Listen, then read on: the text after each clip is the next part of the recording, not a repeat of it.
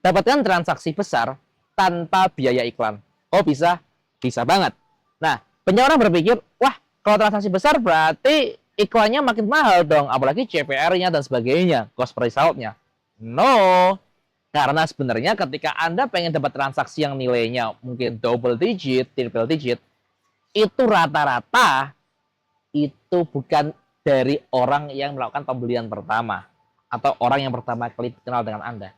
Tapi biasanya adalah orang yang sudah Anda bangun kedekatan secara emosional dan percaya kepada Anda. Sehingga dia mengeluarkan uangnya entah double digit maupun triple digit itu menjadi hal yang sangat masuk akal dan mudah. Oke? Maka kuncinya di sini apa? Kuncinya adalah treatmentlah customer Anda dengan sebaik-baiknya. Contoh ketika Anda dapatkan pembelian, contoh ada pembeli ya yang membeli produk kayak harga 100.000, 200.000 atau 300.000. Ya mungkin buat Anda profitnya atau marginnya ya nggak gurih-gurih amat, nggak bagus-bagus banget.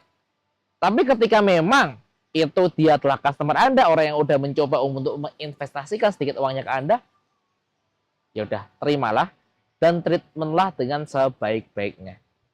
Oke?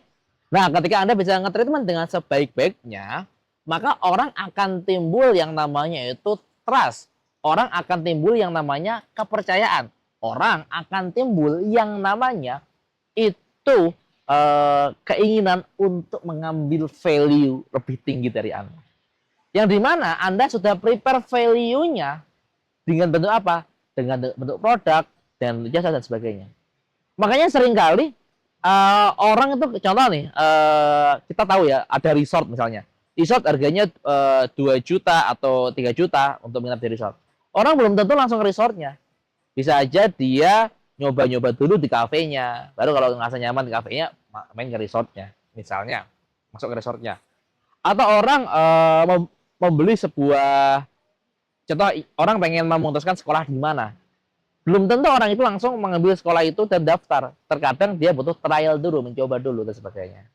Ketika di sesi trialnya Anda benar-benar bisa memberikan yang terbaik, memberikan yang perfect, maka orang itu juga akan respect Anda. Oke. Nah, yang pertama itu. Yang kedua, ketika Anda sudah menjual sesuatu produk, jangan lupakan apa tuh layanan setelah pembelian.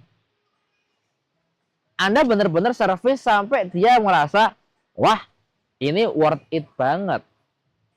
Ketika kata-kata wah ini worth it banget masuk di telinga Anda, maka itu menandakan dia benar-benar puas. Ketika benar-benar puas, pertanyaannya, apakah dijual lagi? No. Berikan kepuasan terus.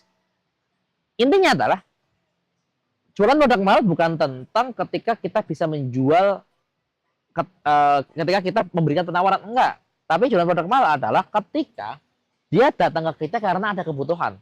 Ingat, maka yang perlu kita create dalam hal ini adalah kebutuhan. Bagaimana kita bisa mendesain kebutuhan di otak para customer. Kalau otak para customer nggak muncul kebutuhan, Anda jualan harga berapapun, pokoknya kalau udah di atas 5 juta, sulit. Ya, benar. Sharing dahulu, selling kemudian. Berbagi dahulu, jualan kemudian. Itu masuk akal. Kalau Anda nggak pernah sharing, nggak pernah berbagi, bagaimana cara Anda jualannya? Nah, itu yang perlu Anda pikirkan. Maka, dalam Anda menjual produk premium, pikirkanlah Anda bisa berbagi apa, sharing apa, terus gali kebutuhannya. Itu. Nah, selanjutnya bukan hanya itu, tapi Anda juga harus merepresentasikan orang yang kompeten untuk menjual produk itu. Jangan sampai Anda menjual produk harganya kayak double digit, triple digit, tapi penampilan Anda, looks Anda, quality Anda dalam berbicara itu nggak mencerminkan orang yang capable untuk menjual produk itu. Bahkan Anda jualan properti pun nggak mungkin kan Anda nggak ngerti produk knowledge langsung Anda jualan properti. No, nggak mungkin. Anda perlu tahu dulu produk knowledge-nya. Anda perlu pantas dulu secara penampilannya sehingga orang percaya Anda adalah agen properti di tempat itu. Oke, itu pun juga ketika Anda menjual produk apapun. Nah, ketika menjual produk apapun, pastikan Anda benar-benar ngerti produk knowledge-nya dan penampilan Anda juga benar-benar sesuai. Nah, selain itu, Anda juga perlu yang namanya ramah ke customer. Nggak ada ceritanya menjual produk mahal itu memaksa orang beli.